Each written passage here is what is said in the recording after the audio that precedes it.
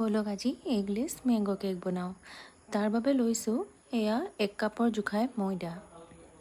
তাৰপিছত 1 কাপেৰে লৈছোঁ মই চেনি।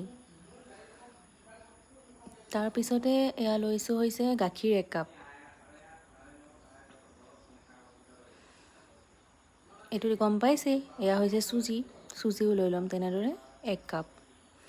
কোনে কোনে বাৰু কেক খাই মোৰ দৰে ভাল পায়, আৰু এতিয়া হৈছে যিহেতু আমৰ বতৰ, গতিকে এয়া আমাৰ মেইন ইনগ্ৰেডিয়েণ্টটো হৈছে আম। আমেৰে খুব ধুনীয়াকৈ এনেদৰে আপোনালোকে ঘৰতে কেক বনাই খাব পাৰে, কিয়নো ডেইলি এনেই আম খাইতো বৰিং হৈ গৈছে চাগে চবেই। এয়া মই মেংগোখিনি ধুনীয়াকৈ কাটি দি দিলোঁ।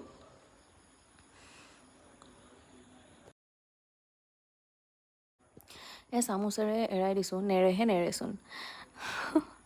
তাৰপিছতে মই গোটেইখিনি ইনগ্ৰেডিয়েণ্ট ভালদৰে মিক্স কৰি ল'ম।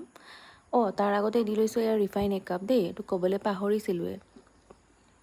ৰিফাইন নিদিলেনো ক'ৰ পৰা কেকটো হ'ব। এয়া এনেদৰে বেটাৰখিনি ভালদৰে মিক্স কৰি লৈছোঁ। কিন্তু এনেদৰে ভালকৈ আপোনালোকৰ গ্ৰাইণ্ড যদি নহয়, তেতিয়াহ'লে এটা মিক্সি জাৰত এইখিনি ট্ৰেন্সফাৰ কৰি আপোনালোকে তাতে মই দিছোঁ এয়া বেকিং পাউডাৰ 1 চামুচ আৰু অকণমান। তাৰপিছতে এয়া দিছোঁ বেকিং ছ'ডাটো কিন্তু কম পৰিমাণে দিব। তাৰপিছতে এয়া আমি মিক্সিত গ্ৰাইণ্ড কৰি ল'লোঁ। চাওকচোন কনচিষ্টেঞ্চিটো কি ধুনীয়া হৈছে। এয়া মই বাতি এটা লৈ ল'লোঁ, যোনটোত মই কেক বনাওঁ। এনেদৰে যদি ৰিফাইন তেল লগাই আপোনালোকে অকণমান ময়দা ঘঁহি লয় নহয়, কেকটো এৰুৱাবৰ কাৰণে পিছত প্ৰব্লেম নহয়। তাৰপিছত এয়া বেটাৰখিনি ইয়াতে দি দিলোঁ।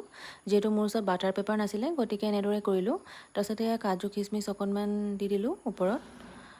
এয়া আকৌ কেৰাহী এখনত মই নিমখ অকণমান গৰম হ'ব দিলোঁ, তাতে যিহেতু দি দিম। এয়া দিছোঁ কেশৰ, তাৰপিছতে এয়া বহাই দিলোঁ।